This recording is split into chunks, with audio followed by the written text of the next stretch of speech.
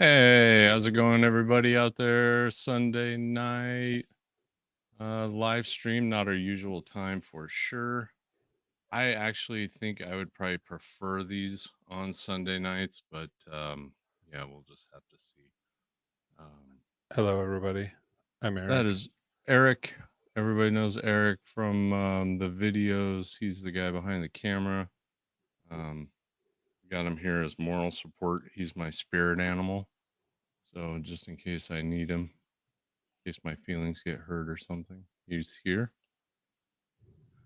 I'm actually feeling good. I think I'm coming around now. This has been the strangest winter flu season for me. I usually only get sick once a year, and for some reason I think I've been sick 3 times this year and I'm over it. So hopefully I'm on the up and up now. I'm But just cycling through a couple of these hellos, so um just a couple quick things before we get into it. Discord. Hey, Discord is doing really well. There's a lot of people on Discord, and there's a lot more technicians on Discord than I thought there would be, which is a really good thing because we get inundated with questions from people wanting help troubleshooting their equipment, and there's just absolutely no way to do that without, you know, 20,000 email messages back and forth. And so I can't recommend enough people jumping into that Discord with those types of questions, because it seems like those questions are getting answered by really knowledgeable people. I'm really impressed with the level of techs that we have that are willing to help. So go join that Discord channel. We'll have the link down in the description. The other thing is the newsletter. We have been including our inventory in the newsletter, and I think we're going to be updating that again this week. So for a lot of the people that are in the 5 state area, Chicago, Omaha, those types of places that can make a day trip to come make a purchase, that is the best way to stay up to date on our inventory. I think we're going to try and keep the inventory up to date every 2 weeks. So definitely do that. 40,000 subs. Can't thank you all enough. Again, I am not a personality for really anything other than being by myself. That's just the truth. So, to think that, 40,000 people out there want to hear what I have to say in even some capacity is kind of shocking. So, definitely thank you for subscribing and watching the videos. My goal with the YouTube really has always been just to kind of share with everybody our experiences with vintage stereo equipment and Skylabs and nothing more. That's it. So I just really appreciate it. Wanted to say thank you on that. And yeah, it looks like we've already got, looking through the comments already, a lot of um a lot of people that are becoming very familiar, a couple people that come into the shop quite a bit. Got our friend Rick, who's down in Arizona. See JP's in here. JP's been on Discord quite a bit. Really knowledgeable guy. If you're wanting to get some technical information, JP's a good one. we already have a mascot. Who's the mascot? Moo's the mascot. Oh, yeah. Moo. Yeah, he's a little bit too high strung um, This.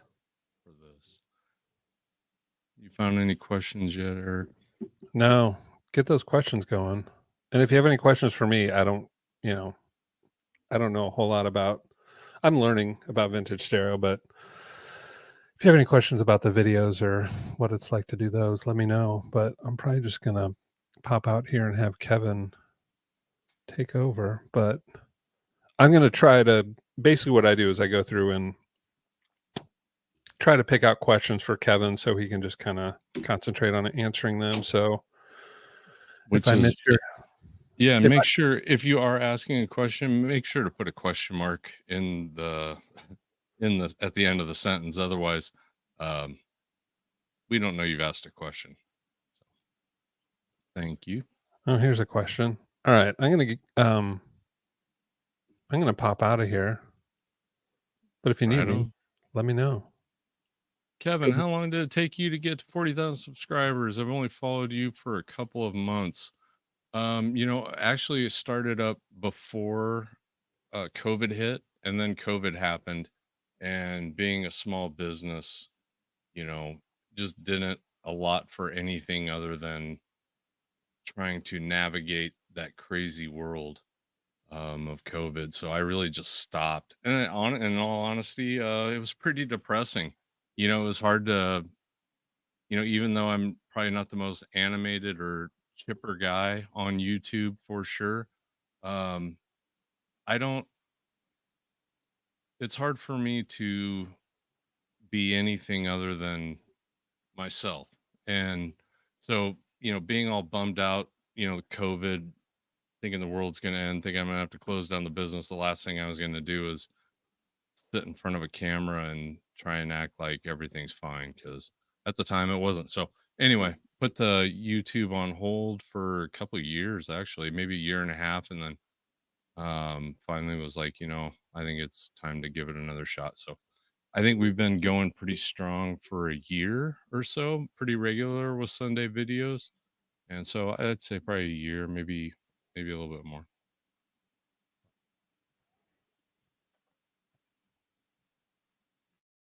JP, not a question, but I agree. First one that comes to my mind would be Yamahas and all the different series parallel LED wiring. That can be a real pain in the butt. Um, I like the Pioneer Sansuis, the easy ones with the fuse lamps in them that, take a couple seconds to change out. But yeah, sometimes LEDs can take a little while just to get the right brightness or get them look uniform, all those kind of things. Sometimes I see those kits on eBay and I think, if you don't know what you're doing, you're really going to struggle with this. They might sell it like it's plug and play, but, just like everything else, there's a lot of tricks that go into getting things to look right. So, and we keep, I have every LED known to man here, every resistor. Um, and sometimes it takes a lot of trial and error to get it to look right. Otherwise it doesn't look good. And who doesn't want their stereo equipment to look good? So got somebody from Winnipeg, Canada. I follow the Oilers. Um, I need to get up to Rogers Place and see them play at some point. We usually go, a buddy of mine and I will go and see him play the Wild up in Minnesota if they come close. Hopefully, um, man, there's been some rumors going around that Omaha was going to get the next NHL team or that Arizona Coyotes were going to be moving there. So that would be nice. It'd only be a couple-hour drive to Omaha. Hello from Maryland. How's it going, Amir? Another Arizona. Hit that thumbs up. Thank you, Mr. Steven. Absolutely. Love watching your videos. I've been becoming very addicted to silver faced receivers. Thanks for all your videos. Love them. Keep up the good work. Absolutely. I I've seen a lot of people catch the bug, you know. A lot of people have come in, they're wanting to get into vinyl records, and why most of them do, it's pretty apparent how many of them really, like the rest of us, if you're watching this, most likely you're really into vintage stereo equipment. And it can grab you. And I think a lot of that is, there's that hunt aspect to it. There's that you can get them cheap sometimes. You can, it's not just going to Best Buy or Amazon and picking out the latest SKU or the latest box with the latest codec and the amount of HDMIs you need and taking it home and pulling it out of the box. Um, that is not as fun, in my opinion, as, hitting a bunch of thrift stores, garage sales, uh, checking marketplace and hoping to get a good deal. That has an allure to it. And, you know, it I don't see anything wrong with it. Technicians are people that help hobbyists face reality. Well, can be, we have to tell people quite often, that, you're taking a pretty big risk when you're getting into vintage electronics or really with electronics in general, because, with the vintage stuff, obviously age is not in their favor, but with the new stuff by the major manufacturers, time isn't in their favor either. Because once that warranty's up, you're not going to get a lot of support. There's no more local service centers for Marantz and Onkyo and Pioneer. They just, like everything else, it's just disposable, and so it's a risk either way, whether it's vintage or new. Um, I don't think there's any way around it, unfortunately. Uh, oh, we got oh, cool.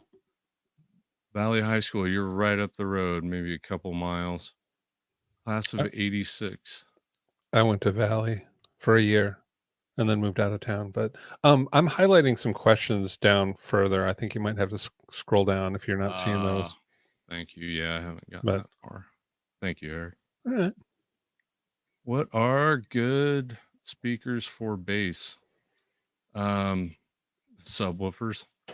Yeah, I know it's not the I would say definitely Serwin Vega. I think some of the Infinities, the SM series, maybe even the HPM 100s, JBL L100s. They're not scared of bass. I do think Serwin Vega really, emphasized the bass and they weren't ashamed of it. So if you're wanting, big bass, you don't want a subwoofer, I would definitely look at Serwin Vega. That would be the first one I would look for. Have you How have you guys found the reception from those outside of Iowa, East Coast Canada, myself? And have you had any far YouTube visitors? Appreciate that. Yeah. Yeah, actually, it's really started picking up too in the last month, maybe 2 months. But yeah,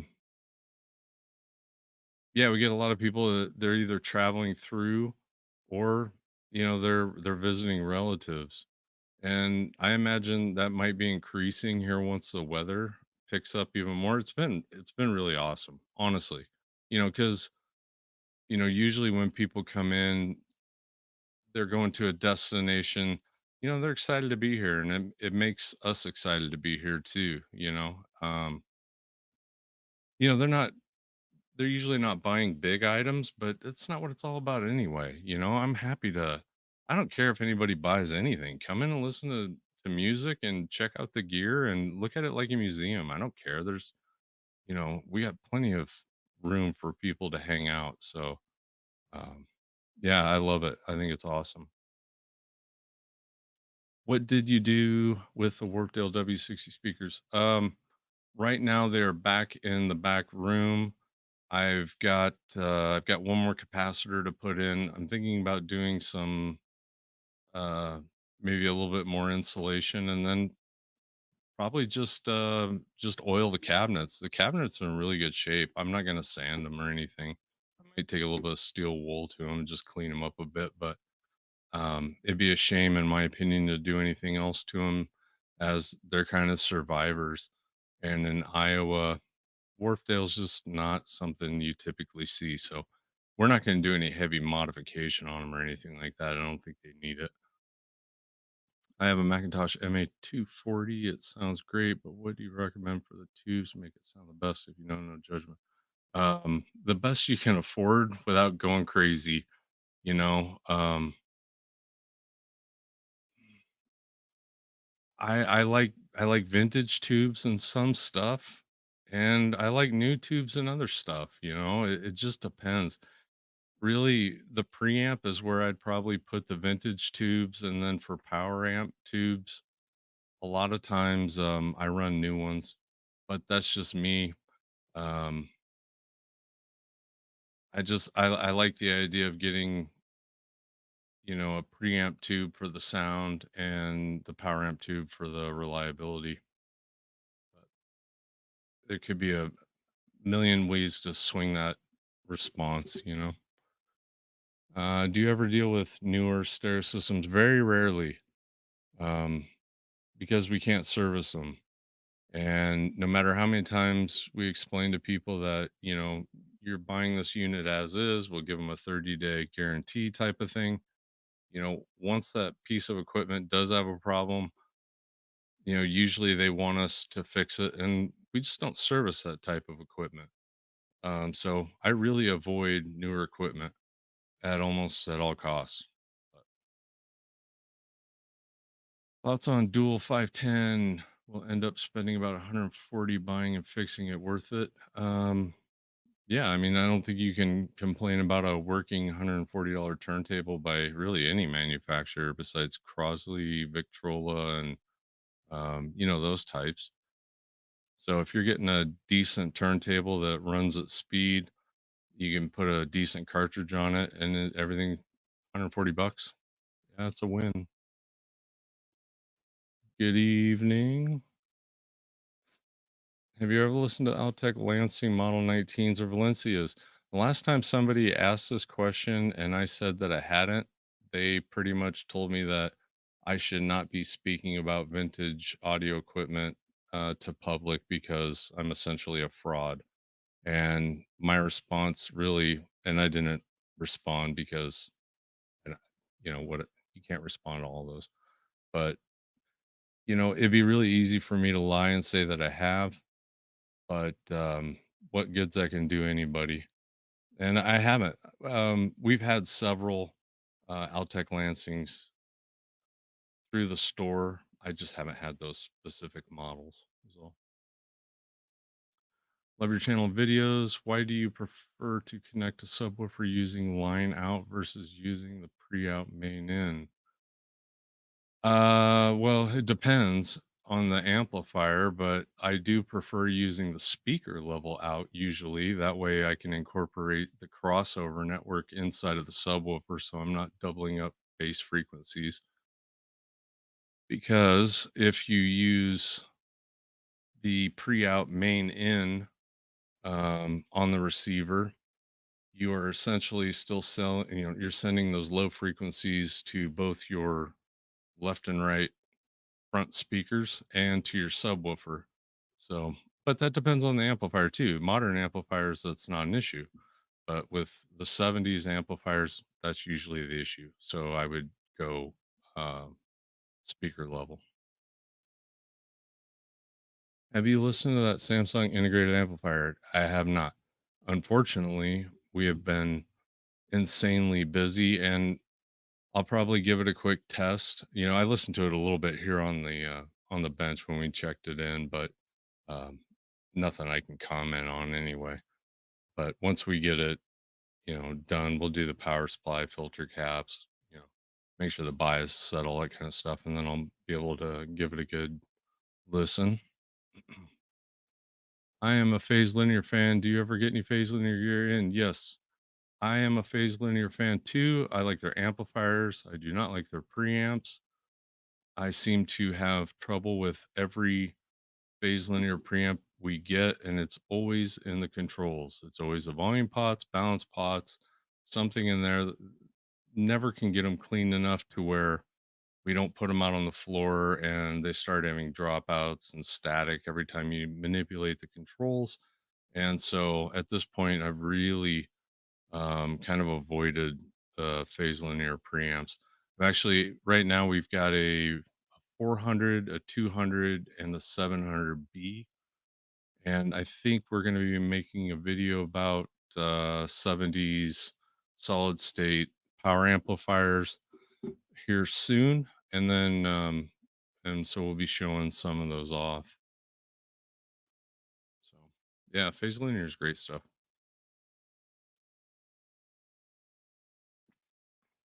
TIAC, cassette, dead capstan, but excuse me, dead capstan motor, replace the belt, not knowing motor was not turning worth it. You know, again, we don't service cassette decks, reel to reels, 8 tracks, VCRs, CD players, any of it. Once you start getting electromechanical, now you're adding another type of repair to electronics repair. And unfortunately, with capstan motors, clutches, plastic parts, and a lot of moving things, it gets really complicated quick. And with margins on repair so narrow, it just doesn't usually warrant fixing them. I hate to say it, hate to be that way, but that's just the reality of it. Um, you got to be able to make money or our doors would be closed.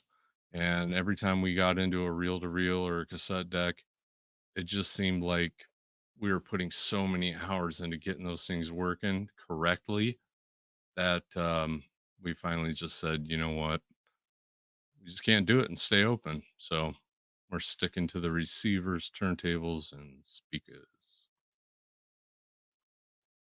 I have a set of SPX 1100 Sansui speakers. Do you have any experience with those?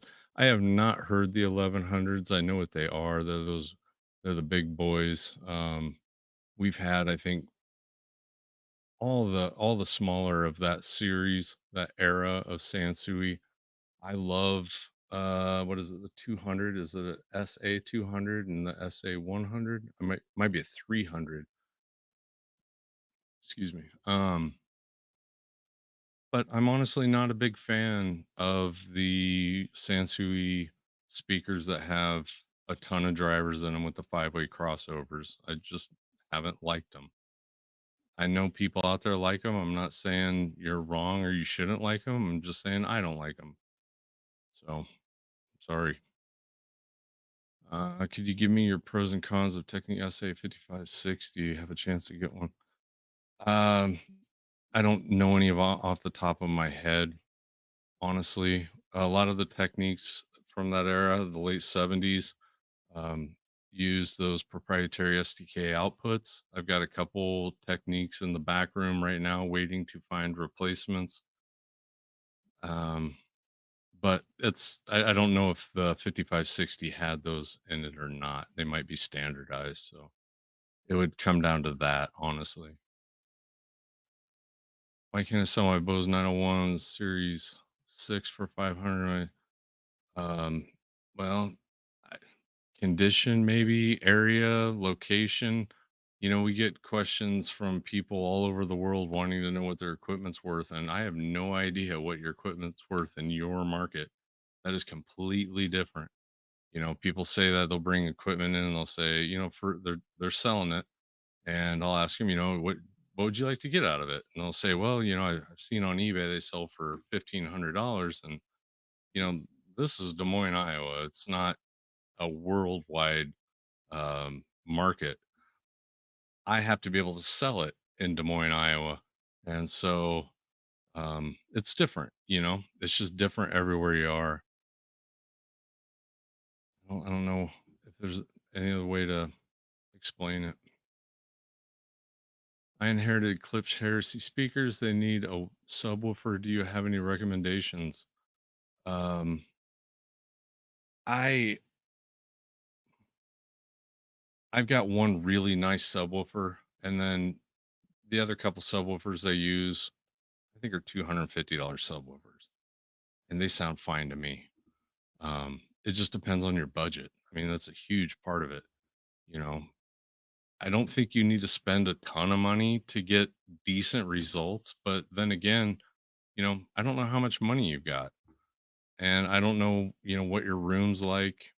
There isn't a specific like Clips Heresy by this subwoofer, or I've got JBL 100s by this subwoofer. There's a lot of variables in there that you have to know in order to make a recommendation. Like, what do you like to listen to? How big's your room? Um, what kind of SPLs are you trying to hit? Do you have standing wave issues in your room? Do you have any sound? Is there any dampening or control? There's a lot of things that go into that before somebody can make a decent recommendation, in my opinion. I know you're a Sansui buff, but have you had an opportunity to listen to the 70s Kenwood DC receivers? Yeah, absolutely. I, I made one video about how Kenwood made some, you know, they kind of cut some corners on some of their gear, especially the late 70s. And everybody assumes I hate Kenwood, but, I get it. Um, but Kenwood made some incredible pieces of equipment, especially their integrated amplifiers. They were right up there with anybody else. And it's not like Pioneer and Sansui didn't make or didn't cut some corners either, you know. Um, so I'm not shocked when somebody says, in reply to that video or something, I've said, I had a Kenwood and it was the easiest thing to work on. I've never had it serviced. It's been running for 45 years. I get it. I believe it. I'm not shocked. They made some great equipment. Um, Aim and 10 is ideas, stream, you know,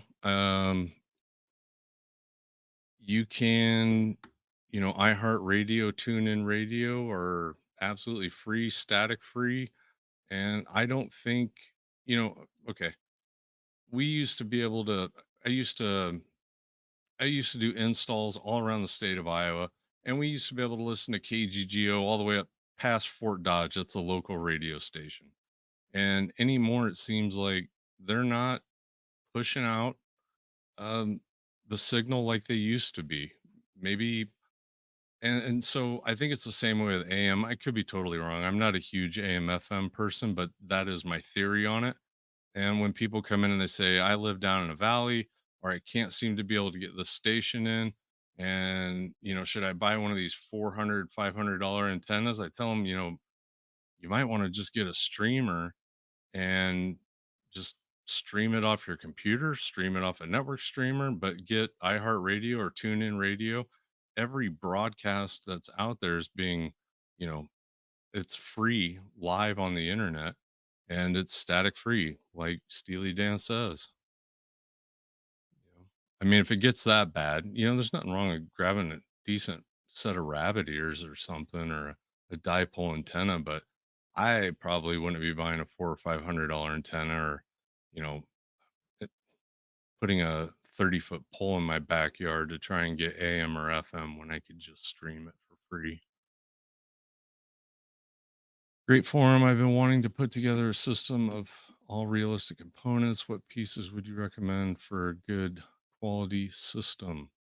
Anything from the mid 70s, you know, and the main thing you want to look out for is proprietary outputs. And I would avoid anything with digital displays. Those would be the two things those are the two things I'm most worried about when buying equipment. If it's got a digital display, that means I can't replace it. That means they don't make them anymore.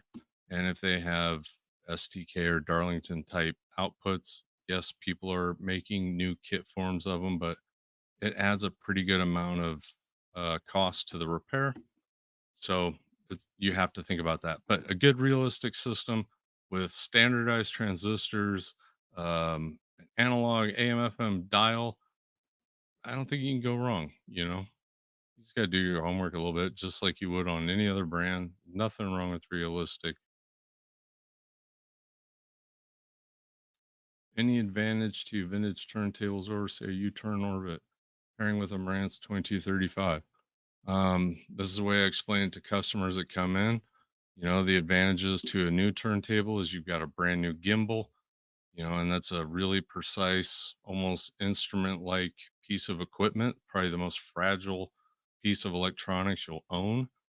And so having that gimbal be liquid smooth is huge. Not to mention the warranty is huge.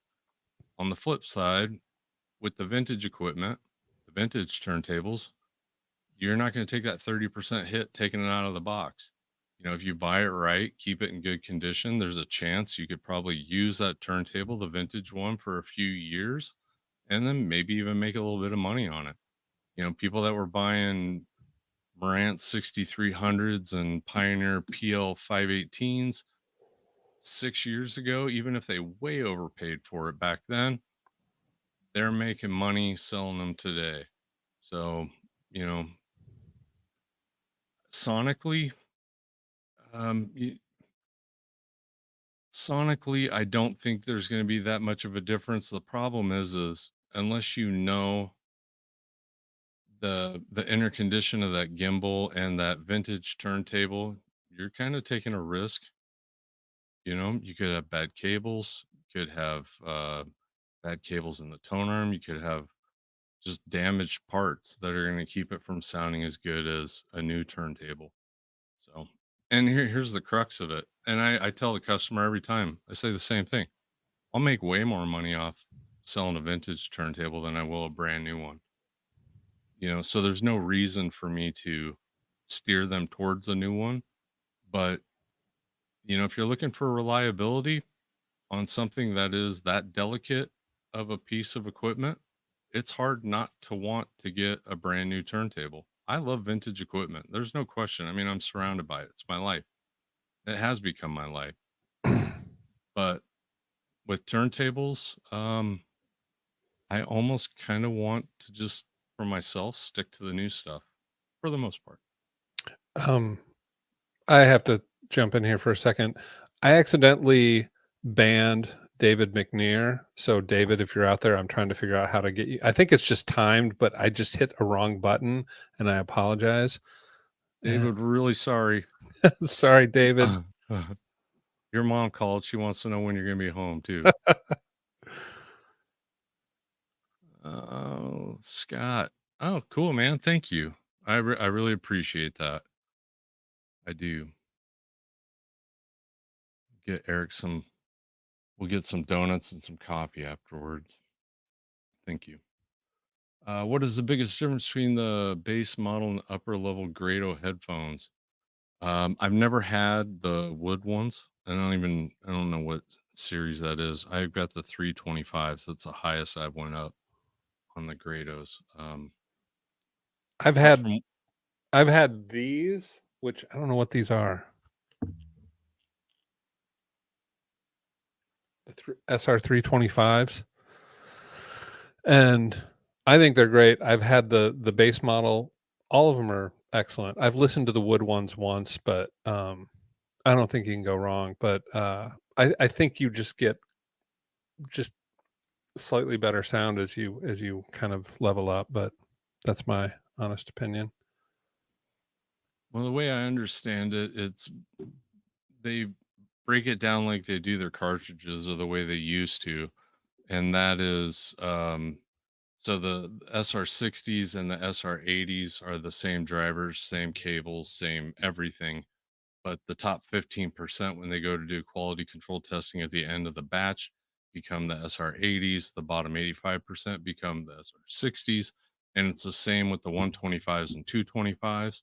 The only difference between the 325s and the 125 and 225 is they have the metal housing, but they're essentially the same drivers, same cables. And I could be wrong on that, but that was the way I remember it being explained to me.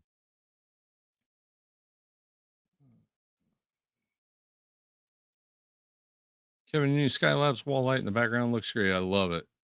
I'm telling you, that was the best gift I've gotten in a long time, especially from friends. It's different when your wife or, maybe, family member does something nice for you like that. But when your friends do, man, it hits hard because, yeah. So thank you. I love it. What's the story on the Skylab's name and logo? Love them both. Um, you know, I it wasn't anything planned at all. Um, I like the name Skylabs. I had heard about it being it wasn't a, it was a space station the same year I was born in 1973, And as far as the star goes, I made that on my couch with my cell phone 7 years ago because I needed to get some business cards made, and and I liked it, and I'm really happy with it. I'm glad it wasn't something I didn't like, but it wasn't anything premeditated or anything like that. I just kind of threw a bunch of triangles on top of each other, and they made a star. I love the logo. Nice job, Kevin. Thanks, man. Um, did you notice cycles in hi-fi availability? Like, is there more supply on eBay or Craigslist during Topicon? I haven't really noticed it, but I don't spend a lot of time on eBay. We really rely on what comes in the door. I don't even know if I purchased anything off of eBay other than parts last year. Um, and I don't feel like there's any ebb and flow to it at all. I tell customers this all the time. It's very strange, but sometimes that stereo wall will have 10 Pioneers on it, no Marantz, no Yamaha, no Sansui. And then 2 months later, it's all Sansui. And so it's hard to predict. I haven't been able to figure out a pattern with it yet, but stuff's still in demand. We get a lot of news, a lot of newbies coming in, that are just learning and they're wanting to get into it. So the demand's still there. I'm not wavering on that at all. Not familiar with the HZK 990 amp. That has never crossed my path. I picked up a pair of CS99s and the cone tweeter surrounds are shot. Okay to replace with foam rather than cloth. I've always used the Simply Speaker foam ones. Never had an issue with it. Um, so I don't know. I haven't tried the cloth ones. Is it a good idea to store records tightly or loosely? Ooh, Eric, you want to answer that one? Eric's kind of the record guru. Um, Go full screen. Right. oh, whoops. Learning. Uh, Thank you. I'd say don't store them tight. Always store them vertically. Any added pressure is just gonna add like ring wear and and it makes it kind of stink to like pull them out. I mean, I've got mine, you can see in the back here, fairly loose, where I can kind of flip through them and pull whatever I need out. But I wouldn't I wouldn't store them tight. You might run into some problems. I agree with that. Thank you. You want them loosey goosey. Yeah. And keep them out of direct sunlight. Like if it, dead of winter, if you have direct sunlight shining through your window onto some records, they can warp. So, and keep them out of your car too. That should. Yeah, you don't know how many times we've sold records to people that they come back a day later and my record's warped and did you put it on your dashboard? That's usually the culprit. Hey Kevin, what's your favorite rock band? Who um I really like the Black Angels a lot. I've got really my taste is pretty eclectic. I am all over the place. But I like Tool. I like the White Stripes. I wouldn't consider them rock, but I like the Brian Jones on Massacre a lot. Black Rebel Motorcycle Club. Um, Jellyfish.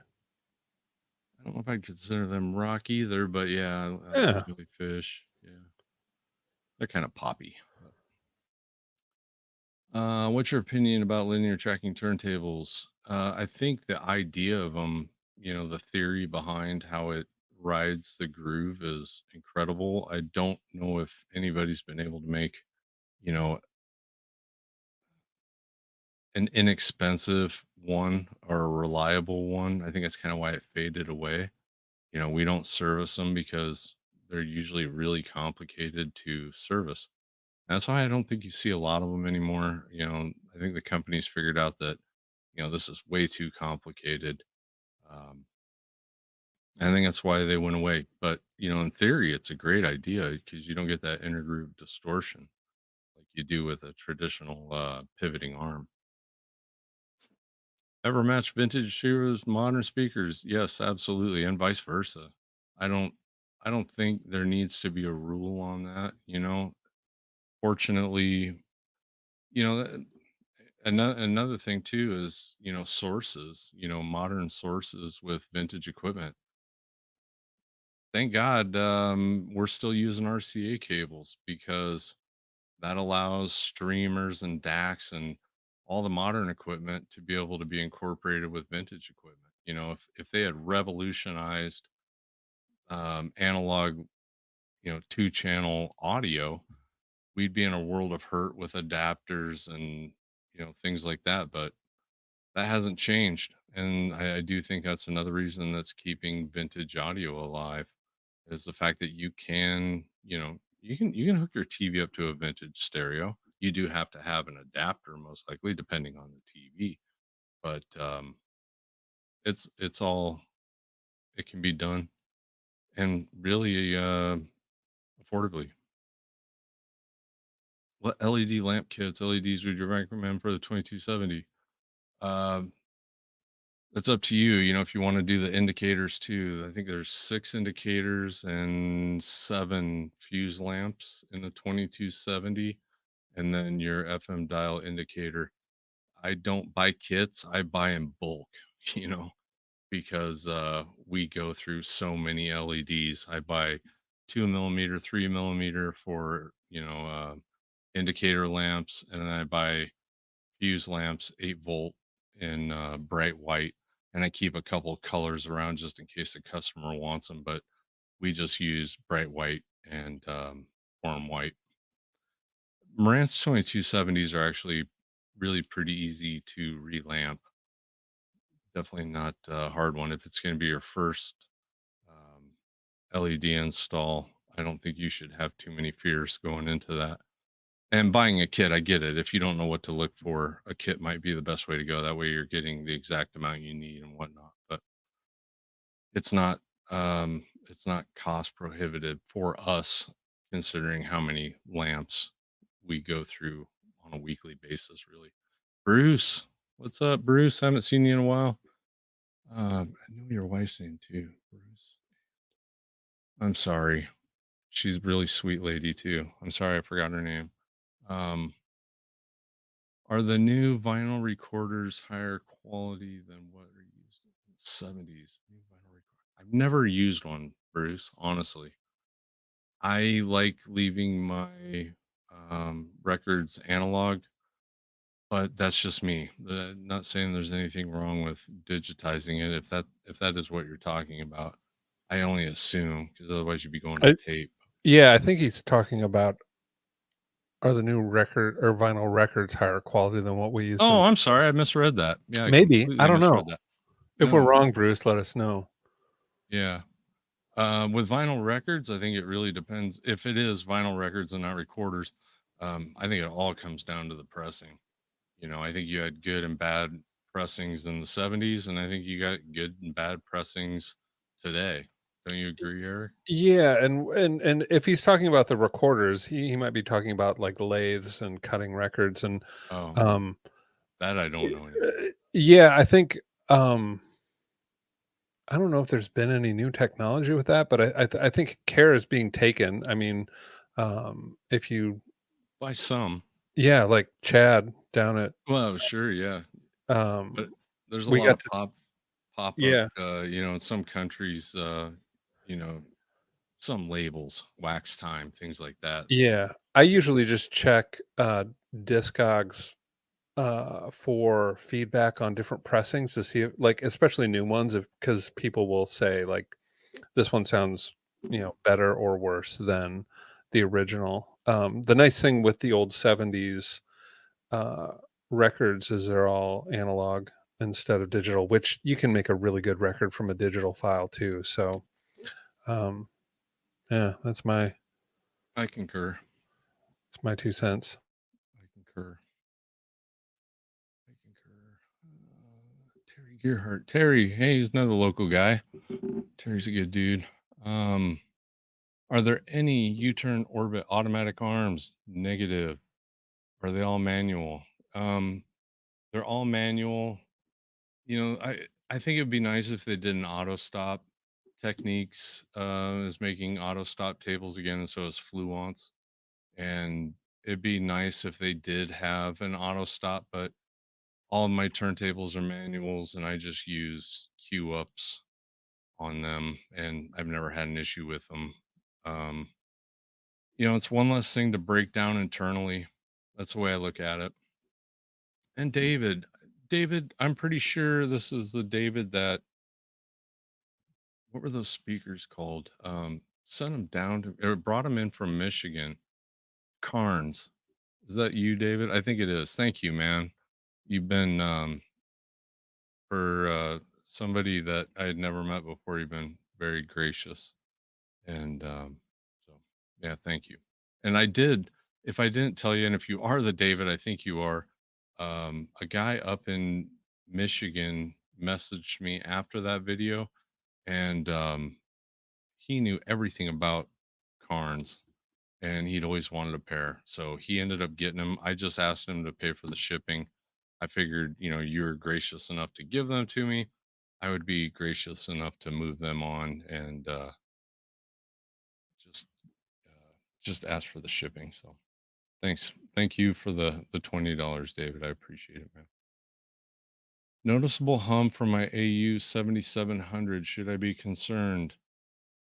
Well, it depends. Yeah, I would be. Anything that you don't think is as intended, if you've got a tech local or, close to you, the techs are retiring like crazy. Now is the time to be getting your stuff serviced. You know, it, I know there are a lot of people coming into the hobby. One of the guys that's working from home, for us is, yeah, he's younger than I am, and he is an incredible tech. So I'm not, but he's rare and he's not doing it full time. So, if you think there's something wrong and you've got a tech that you can get it to him. Just get it checked out. Because, unless it's the phono section, do this. Make sure you're not hearing that same hum on the auxiliary or a tape input or something like that. Because if it is only on the phono section, I would be looking at my turntable and I'd be looking at the ground wire. But besides that, I'd be taking it to a tech.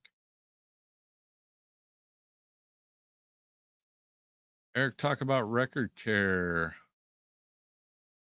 That's JP. JP's the guy I got the Wharfdales from. Yeah, he also says vinyl's staticky. You're playing it wrong. It might be staticky. Keep them clean, keep them out of the sun.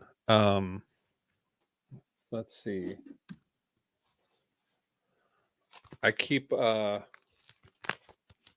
covers on, and I usually keep the album in the back. This will stop ring wear. So if you do put them in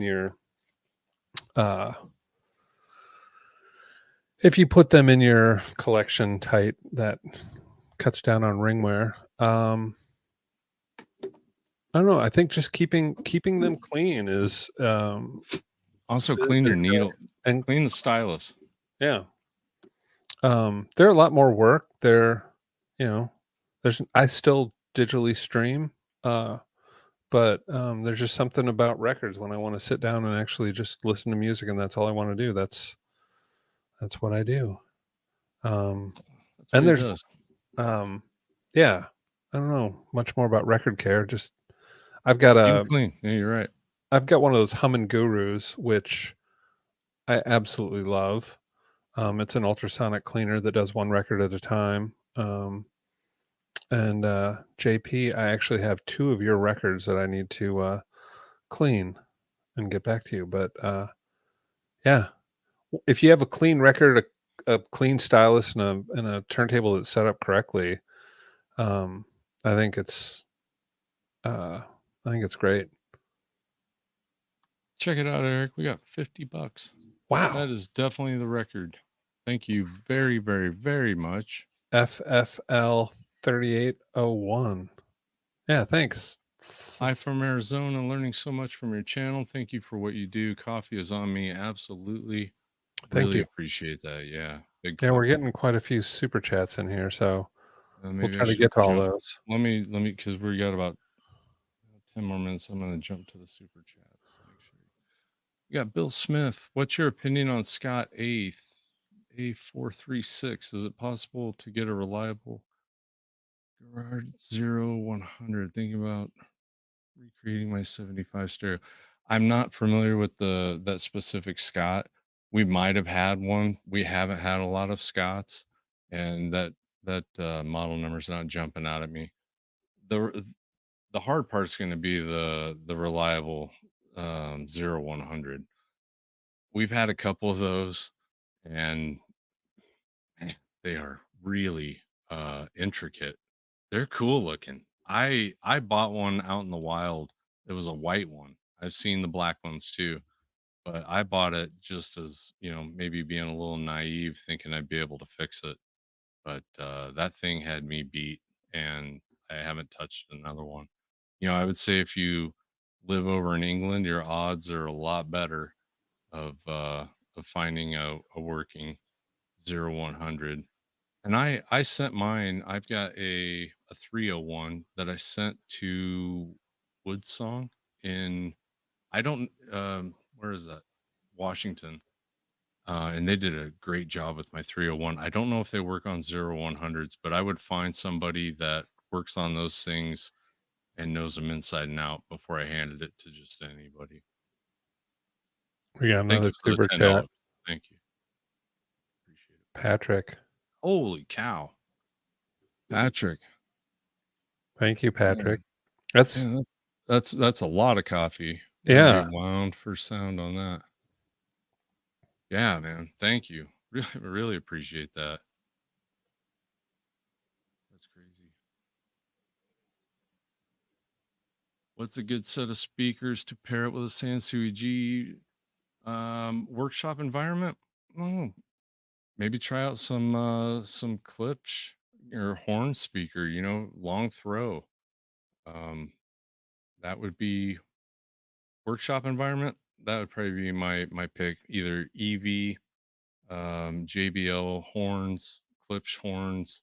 And they don't have to be Klipsch horns. They could be anything, Cornwalls, Heresies, whatever. But those horn speakers work really well in a large room. That's why they use them for sound reinforcement. They're good at throwing uh, frequencies long distances. What is so it's actually a buddy of mine that owns a dispensary, and marijuana is not legal in Iowa. This is all CBD. I don't use CBD. I don't use drugs at all. I used to, but he's a friend of mine, and I like you know supporting my friend's business, even if I can't buy his products. Let's just put it that way. But I have nothing against anybody that you know. Everybody's teach their own. What speakers available today are similar to the Pioneer HPM 100s? Probably the brand new JBL 100s. I would say would probably be the closest. Just because of, um, I mean, that's essentially a modern HPM 100.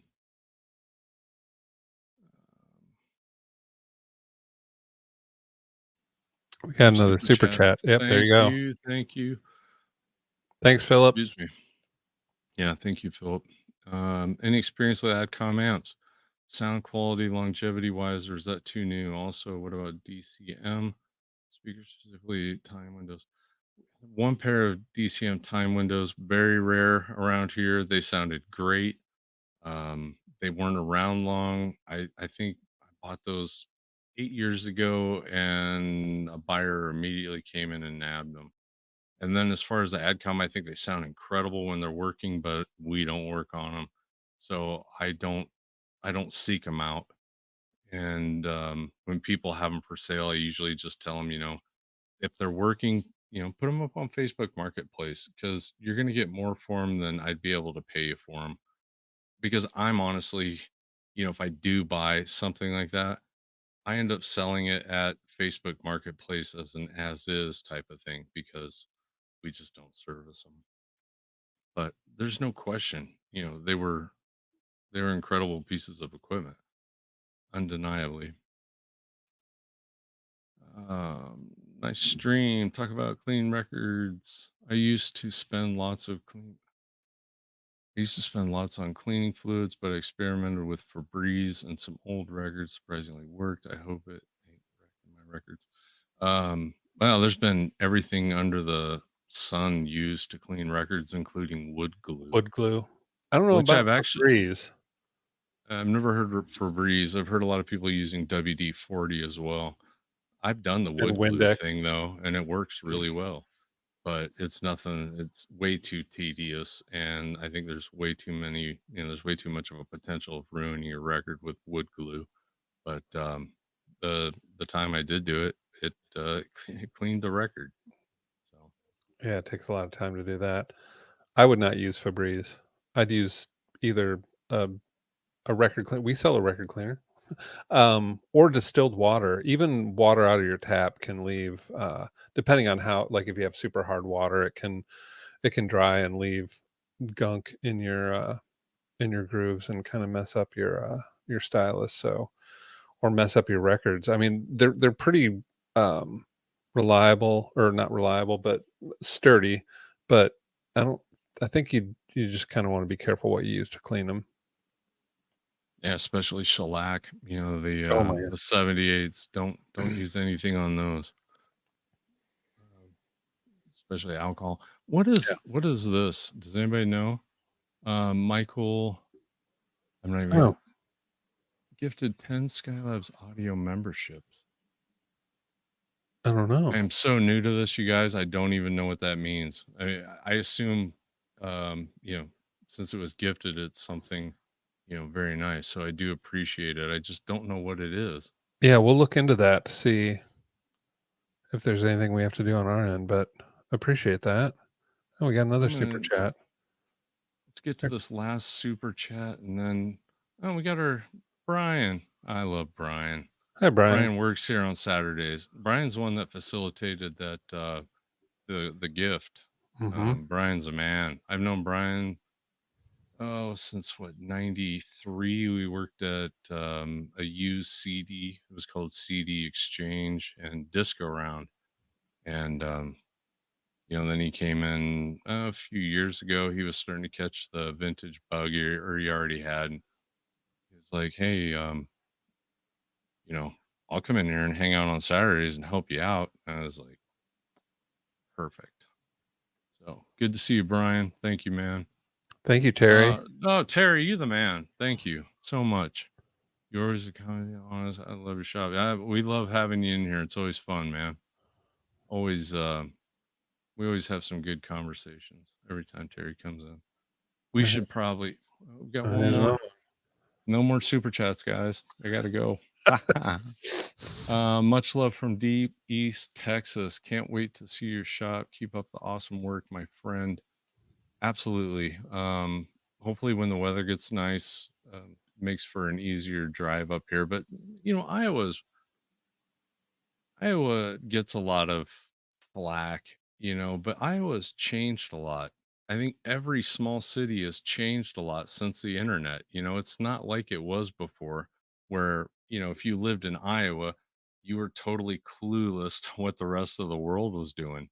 The internet brought the whole world to Iowa. So, there's really cool people here. There's a lot of, there's great things to do. There's great things to see. I'm not saying you want to spend a week in Des Moines or, a month here, but um, come up for the weekend. Or if you're going through Iowa, maybe going to Chicago or Minneapolis or something like that, definitely stop in. We always love um we always love seeing everybody that watches the channel. And yeah, it's awesome. So I think we're gonna wrap it up. I really appreciate everybody that came on. I appreciate all the super chats. Thank you. I mean, it, it's humbling. It really is, man. And just thank you for everybody that has shown interest in this small little business here in Des Moines, Iowa. I can't thank you all enough. And hope you all have a great week. And we'll probably see you on a live stream here in a couple weeks. All right. See you, Thank you. everybody. Thanks, Eric. Thanks, guys.